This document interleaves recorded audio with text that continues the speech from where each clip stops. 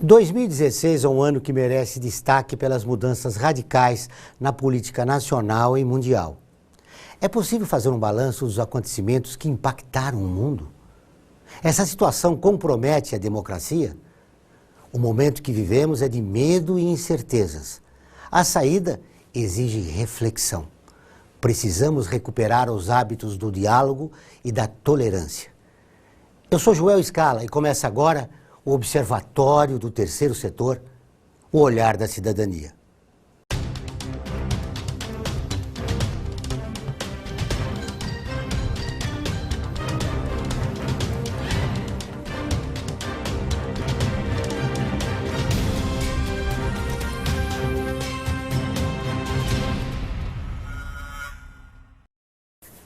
O Observatório do Terceiro Setor é o espaço e a voz de entidades voltadas ao interesse social. Apresentamos quem faz a diferença na construção de uma sociedade mais justa e solidária. O Observatório do Terceiro Setor está com uma nova campanha, Intolerância. O objetivo é abrir um espaço de reflexão, incentivando o respeito e o diálogo na nossa sociedade. Para participar, basta você curtir e compartilhar o banner da campanha, que está em nosso Facebook, Observatório do Terceiro Setor.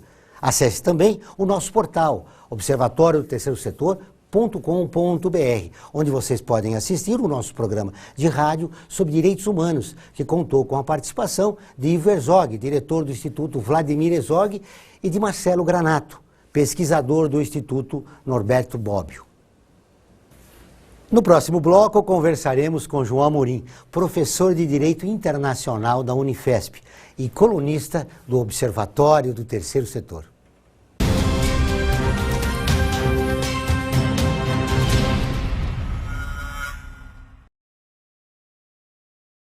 A vida nos traz muitas conquistas, mostrando que todo conhecimento e esforço compensaram em cada detalhe, cada emoção. Estudar na FIA me fez crescer profissionalmente e a conquistar um objetivo maior, que foi a felicidade de ajudar meus filhos numa carreira brilhante.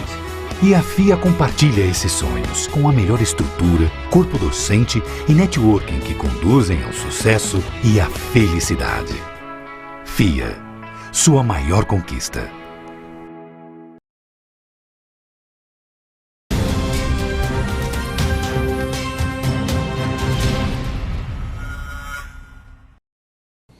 O Observatório do Terceiro Setor houve personagens com atividades voltadas para promover a igualdade e a solidariedade.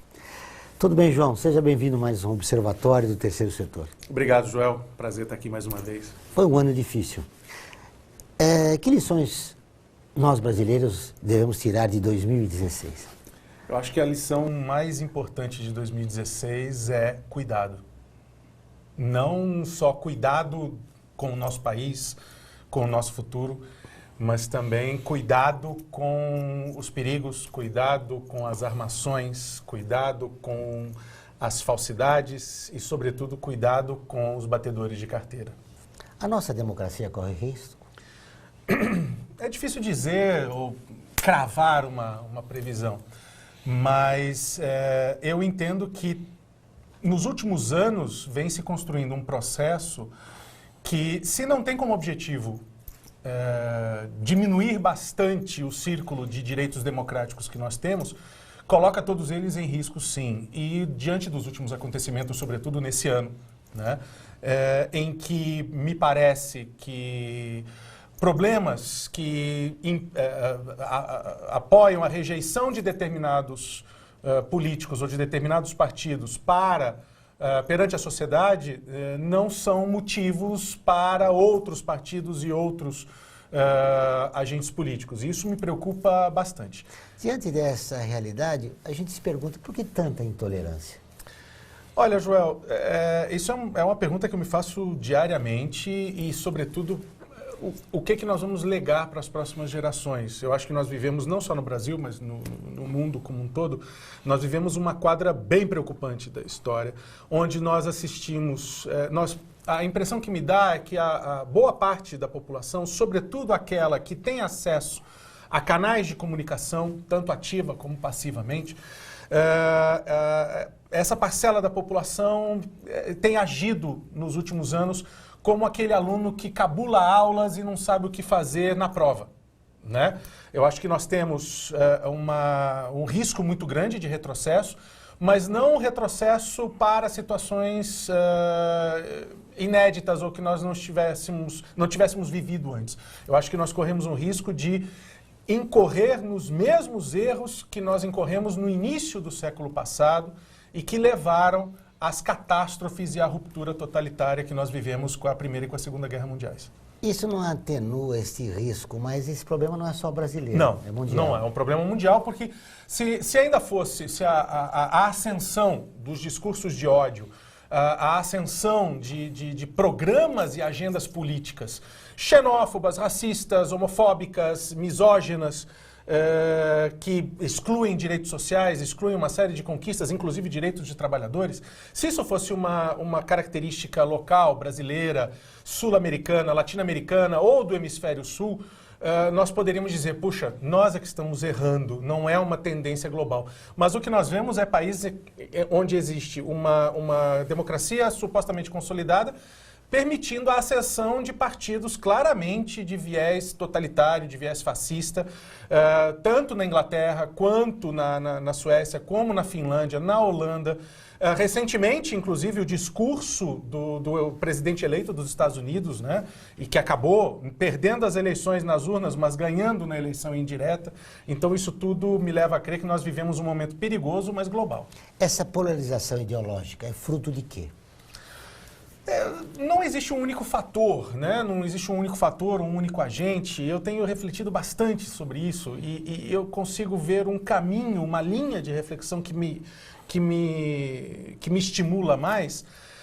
Veja, Joel, nós estamos hoje no Brasil, vou tomar o exemplo do Brasil e que, de certa forma, com os temas que eu vou abordar, nós podemos pensar em alguns tipos de generalizações que são sempre perigosas, mas nós temos que partir por aí.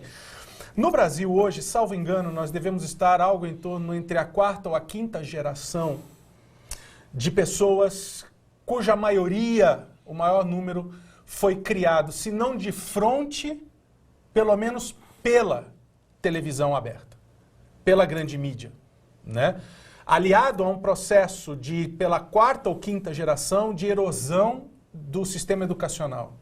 Um sistema educacional que já foi incorporado à nossa realidade de forma capenga, de forma não universal, de forma enviesada.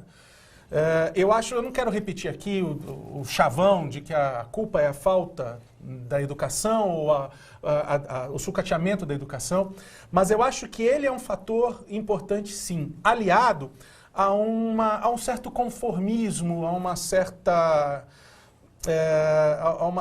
preguiça social como um todo, com milhões de variantes. Essa preguiça que você se refere é fruto do fim da Nova República, que reuniu conservadores e progressistas juntos? Não, eu acho que essa mistura, ou vamos dizer assim, essa nova roupagem, né, essa máscara que os apoiadores da ditadura militar, os apoiadores das oligarquias que exploram esse país há mais de 500 anos, calçaram quando viram a iminência do fim do regime militar e da ditadura, ou pelo menos do último regime militar, da última ditadura que nós vivemos, já que foram várias. Eu acho que isso é a consequência mais recente de uma característica que leva a essa preguiça a qual eu me refiro. Não sei se o termo que eu escolho é o mais apropriado, mas veja, nós somos um país em que nós nos acostumamos com a desigualdade. Nós banalizamos a violência, nós banalizamos a desigualdade, nós banalizamos a pobreza, nós inventamos desculpas, inventamos arquétipos para pacificar a nossa consciência diante do sofrimento de um compatriota nosso, né? Nós buscamos não melhorar de vida e, ao mesmo tempo, melhorar o país, né? Contribuir para o país. Não, a gente quer o nosso. A gente quer dar o jeitinho, a gente quer tornar as coisas boas para nós. Aí os outros que se lasquem. Tanto é que nos últimos anos, as políticas públicas que tentaram e até conseguiram minimizar isso foram e são até hoje duramente criticadas, muitas vezes até pelas próprias pessoas que são destinatárias desses benefícios. Tamanha alienação. Muito bem, João. Feito o diagnóstico, agora nós vamos, no próximo bloco, nós temos solução?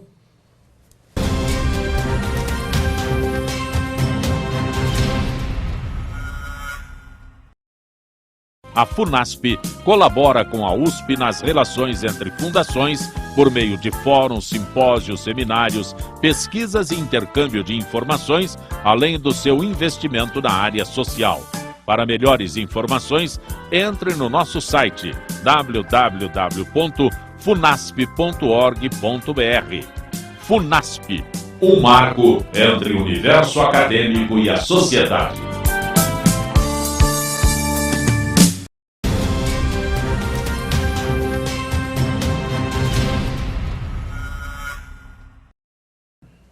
Voltamos com o programa Observatório do Terceiro Setor, o olhar da cidadania. João, o processo de impeachment realmente balançou um pouco e a situação nacional e representou um duro golpe, né, para a nossa democracia. Eu acredito que sim. Eu acredito que sim. Verdade seja dita, independente do lado que você, vamos dizer assim, apoie ou simpatize, né?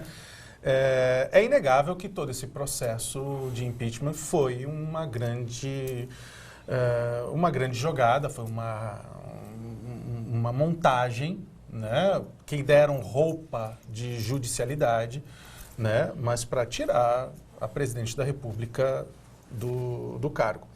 Na verdade, os ataques à presidente da República começaram muito antes. Né? Nós não podemos nos esquecer que a presidente Dilma, desde o primeiro dia após a confirmação da primeira eleição, já começou a ser vítima nas redes sociais, sobretudo e em determinados jornais, determinados sites, de ataques, inclusive ataques misóginos, que a atacavam não só enquanto presidente eleita, ou como política, ou como gestora, mas como mulher, como ser humano, enfim, né? E que essa polarização, essa divisão, ela já vem de muito tempo. Recentemente, alguns editoriais de jornais, de grandes jornais estrangeiros, chegaram a sustentar que o país, o Brasil, deve um pedido de desculpas à presidente Dilma Rousseff, e eu endosso essa posição. Sobretudo diante dos últimos acontecimentos. E veja, nem me refiro a delações não homologadas ou suposições, não. A partir do momento que nós tivemos acesso como população a gravações de conversas de membros do governo dizendo que o único jeito era tirar, com o perdão da expressão, essa mulher e colocar outro para que investigações policiais e processos criminais contra a corrupção fossem encerrados, me desculpe, eu acho que... ao mesmo tempo, as ruas silenciaram, as sacadas com panelas silenciaram, então me desculpe, esse processo de impeachment foi uma grandíssima farsa, como nós vínhamos alertando já há bastante tempo. E depois de mais de 6 meses, a crise não só continua, como piorou. Sim, e veja, cria-se a ideia, eu não sou economista, longe de mim querer dar opinião concreta e profunda sobre economia, mas me causa estranheza a maior crise da história do país, a maior recessão da história do país, e você não vê supermercados vazios, você não vê bares vazios, em feriados prolongados você não vê as estradas vazias, ou seja, é óbvio, existe uma taxa de desemprego muito grande e eu não estou aqui minimizando as questões. A minha grande pergunta, a minha grande dúvida é, o que dessa grande crise, dessa grande recessão é verdadeiro? O que está ou não atrelado à crise internacional, à queda ou à retração da economia global, sobretudo de commodities como o petróleo, como já vinha sendo sustentado pelo próprio governo, né? Pelo governo deposto, vamos dizer assim, e o que é hiperdimensionado para se criar uma situação de caos ou uma situação de pavor que acaba beneficiando setores determinados da iniciativa privada. Vou te dar um exemplo. Uma semana após o envio da proposta de reforma da Previdência ao Congresso, o rendimento, o lucro das empresas de previdência privada já tinha aumentado 20% pela procura dessas pessoas. Sendo que setores que efetivamente impactam na Previdência Social, o suposto, ou assim chamado, rombo da Previdência Social, foram deixados de fora. Ou seja, os privilégios que, de certa forma, direta ou indiretamente, impactam no saldo da Previdência Social, foram deixados de fora. A Previdência dos militares, o Corpo de as polícias militares, ou seja, não me parece uma proposta muito racional, me parece mais um arremedo. E é isso que me deixa preocupado. O que dessa situação catastrófica que a mídia pinta e que o governo pinta é verdadeiro e o que é criado para que você tenha justamente essa situação de desespero? Com essas dúvidas e diante desta realidade, nós temos saída? Eu acredito que sim. Veja, nós sempre temos saída, e eu não digo das piadinhas, né, que rolam, dos memes que rolam pelas redes sociais, né? Antigamente, quando eu era criança, se dizia que a saída do Brasil era Galeão ou Cumbica, né? Eu não chego a esse ponto nem por brincadeira. Eu acho que o Brasil, eu acredito no Brasil, acho que todos nós temos que acreditar no Brasil. Nós não devemos acreditar em tudo que nos falam sobre o Brasil. Nós não devemos nos deixar enganar por pessoas que historicamente são ligadas a setores da sociedade que pilham, roubam, sangram as riquezas desse país há séculos e simplesmente se travestiram de bons cordeiros ou bons moços por alguns discursos. Nós não podemos nos deixar iludir por essa situação. O que eu acredito, para citar o meu querido Gonzaguinha, eu acredito na rapaziada. Eu acho que nós temos exemplos de jovens combativos, de jovens que vão para as ruas.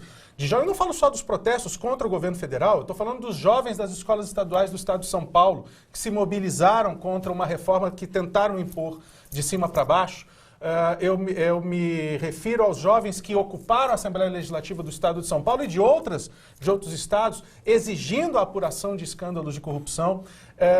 Jovens que não se baseiam mais apenas nas informações que seus pais lhe transmitem ou nas informações que a grande mídia, que depende de verbas públicas, muito embora ataque sempre, né, o uso de verbas públicas, depende em grande maneira de verbas públicas, esses jovens têm buscado outras fontes de informação, esses jovens têm buscado um outro olhar.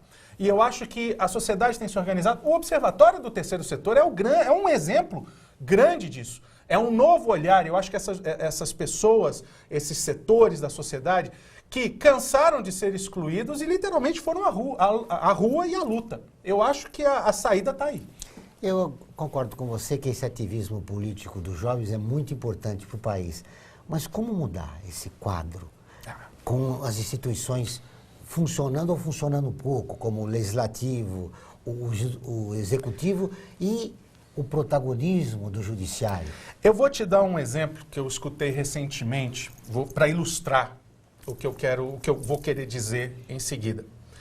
Você já viu um elefante num circo? Preso num circo, não em jaula, né?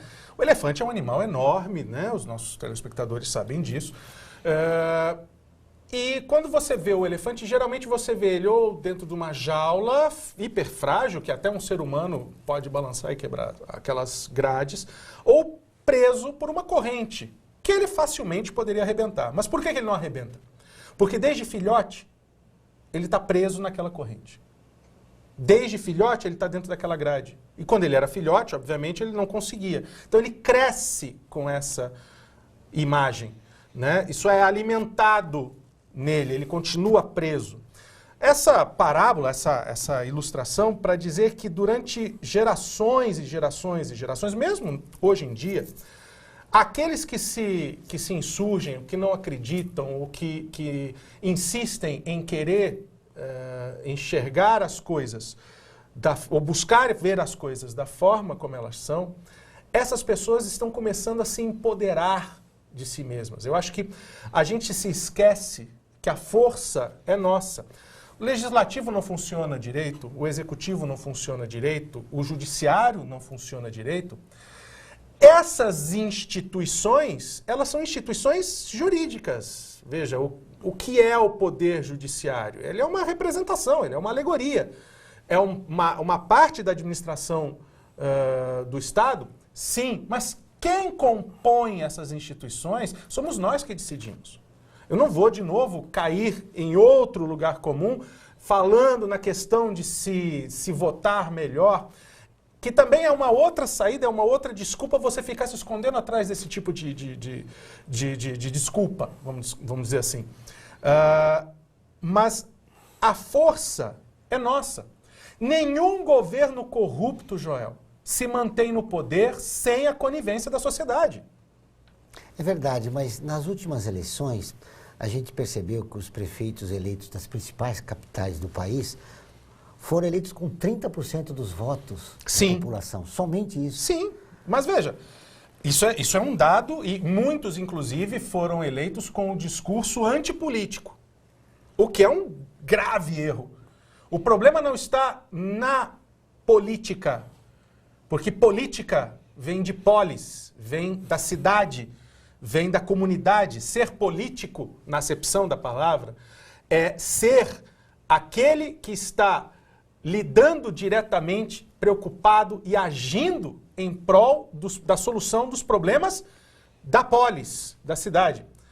O que nós nos acostumamos, e de novo, por preguiça, nós nos acostumamos a nos acomodar no chavão de que político é corrupto, político é ruim. Eu não converso sobre política, eu não converso sobre religião, eu não converso sobre futebol, eu não converso sobre a situação política. Eu não quero saber quem está no Congresso, eu não quero saber quem está na Assembleia. Tanto me importa quem vai ser eleito prefeito da minha cidade. Isso leva à erosão do espaço político. E boa parte desse espanto e dessa patifaria que aí está, se deve a essa erosão do espaço político. Nós perdemos nós nos deixamos roubar, inclusive, da nossa capacidade política. Muito bem, é necessário motivar esse 70% do eleitorado brasileiro que já não acredita mais em nada. Como fazer? Mas mais importante do que motivar o eleitorado brasileiro, isso é importante sim, Joel, nós temos que deixar daquela postura cômoda. Antes de conscientizar os 70% da população brasileira para ir votar e votar com melhores condições, nós temos que conscientizar a população brasileira que os seus próprios atos de corrupção alimentam a corrupção do sistema político. Veja, não adianta nada eu ir para a Avenida Paulista de verde e amarelo e só vestir as cores do país naquele dia, dizer que eu sou contra a corrupção, se eu compro recibos para fraudar o imposto de renda, por exemplo. Ou se eu falsifico uma carteira de estudante para pagar a minha entrada. Ou se eu não quero cumprir com as minhas obrigações de cidadão. Ou ainda, eu acho que eu não posso ter que ajudar a parcela pobre da sociedade porque eu já faço demais em trabalhar, em sustentar a minha família. Essa mentalidade mesquinha é que precisa começar a mudar. É necessário uma mudança cultural. Sim, sobretudo. O que precisamos fazer e o que você espera de 2017? Olha, eu espero... O que precisamos fazer? Precisamos sair do marasmo. Precisamos sair do comodismo. Precisamos começar a dizer não, a dizer basta. E o que eu espero de 2017? Eu espero, óbvio, como todos nós, que seja um ano melhor, mas, sobretudo, que seja um ano de mais luta, de mais resistência. Não de violência, não estou incitando a violência, mas estou dizendo de resistência, de busca por uma realidade melhor, por uma sociedade melhor, por um país melhor. Eu espero que 2017 traga o início de um processo que vai nos levar a não ver um outro brasileiro como diferente de mim. Seja porque ele é negro, seja porque ele é homossexual, seja porque ele é judeu, seja porque ele é um bandista, seja porque ele é pobre, seja porque ele é rico. Olhar para o outro e me identificar com ele. Esse é o caminho para se acabar com a intolerância, é o caminho para eu começar a entender que aquele que passa fome na esquina da minha casa é problema meu também. E que não adianta eu me esconder atrás daquela famosa frase batida, tá com dó, leva para casa. Se for preciso, levo. Levo. Melhor do que ficar sentado como uma velha rabugenta, amarga, que viu a vida passar e que continua resmungando, rabujando, falando, olha, ai, tá tudo ruim, tá tudo uma porcaria. Sim, mas você tem parcela de culpa nisso também. Você é esperançoso, eu já percebi isso, entrevistei você várias vezes. 2017 será um ano da Constituinte, de reforma política? Olha... E do que mais? Eu espero que não seja ano de Constituinte, porque uma Constituinte convocada nesse período... Exclusiva. Veja, não se faz uma Constituinte, não se invoca o poder constituinte originário, a não ser para mudar a Constituição inteira. E com esse Congresso que nós temos aí, eu espero, sinceramente, com todas as minhas forças, que ele não se meta a reformar a Constituição, porque aí sim nós vamos viver um grandíssimo retrocesso constitucional. Eu espero que não seja o ano de eleições indiretas, porque se este governo está ruim, este governo que assumiu o poder está ruim, eu não espero que a minha capacidade de eleitor volte a ser desrespeitada. Se desrespeitaram o voto direto que eu dei, tirando uma presidente legitimamente eleita, eu espero que a situação do país não nos leve a um desrespeito maior à democracia, a ponto de termos uma eleição indireta. Você é contra a eleição indireta. Essa polarização ideológica que existe no país, ela pode contribuir para que aconteçam eleições gerais? Veja, só uma instituição pode definir, por mais que a sociedade queira ou não queira, só uma instituição pode definir se vão ser eleições gerais ou não. É o governo federal e a Câmara e o Congresso Nacional. Agora, se o cargo da presidência da República se tornar vago após 1º de janeiro de 2017, a Constituição determina que as eleições sejam indiretas. E eu não gostaria que esse país, o próximo presidente, fosse escolhido por eleições indiretas, sobretudo com este Congresso que aí está. Pelo Congresso Nacional. Seria um grande problema. Obrigado pela entrevista. Até o próximo programa. Obrigado. O programa Observatório do Terceiro Setor dessa semana termina aqui. Mas vocês podem acompanhar nossas atividades pelo site observatoriotercesetor.com.br e pela nossa página no Facebook, Observatório do Terceiro Setor. Acompanhe também pelo YouTube e se inscreva em nosso canal, Observatório Terceiro Setor, e assista a nossos programas. Envie comentários, críticas e sugestões. Participe do Observatório do Terceiro Setor, Olhar da Cidadania. Até o próximo programa.